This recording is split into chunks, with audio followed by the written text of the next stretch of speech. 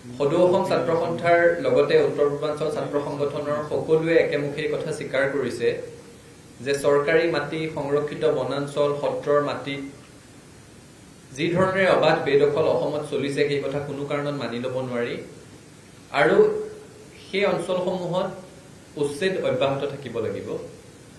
ছাত্ৰ সন্থাই আমি পুনৰবাৰ আমাৰ স্থিতি স্পষ্ট কৰি কৈছো যে চৰকাৰী মাটি সত্ৰৰ মাটি সংৰক্ষিত বনাঞ্চল এইসমূহত উচ্ছেদ অব্যাহত থাকিব লাগিব। যদি কোনো বৈধ ভাৰতীয় নাগৰিক ভূমিহীন সঁচা অৰ্থত তেওঁলোকে চৰকাৰী নীতিৰ আধাৰত ভূমি পাওক, কিন্তু যিখন জিলাত তেওঁলোকে গৰাখহনীয়াৰ কাৰণেই হওক বা আন প্ৰাকৃতিক দুৰ্যোগৰ কাৰণেই হওক ভূমি হেৰুৱাইছিল সেইখন জিলাৰে চৰকাৰী মাটিত তেওঁলোকক সংস্থাপন দিবৰ কাৰণে আমি দাবী জনাইছো। আন জিলালৈ গৈ সেই জিলাৰ জনগাঁথনি পৰিৱৰ্তনৰ কাৰণে যাতে কোনো কাৰণত সুযোগ লাভ নকৰে সেই কথাটোৰ প্ৰতি চকু দিবৰ কাৰণে আমি চৰকাৰক আহ্বান জনাইছো।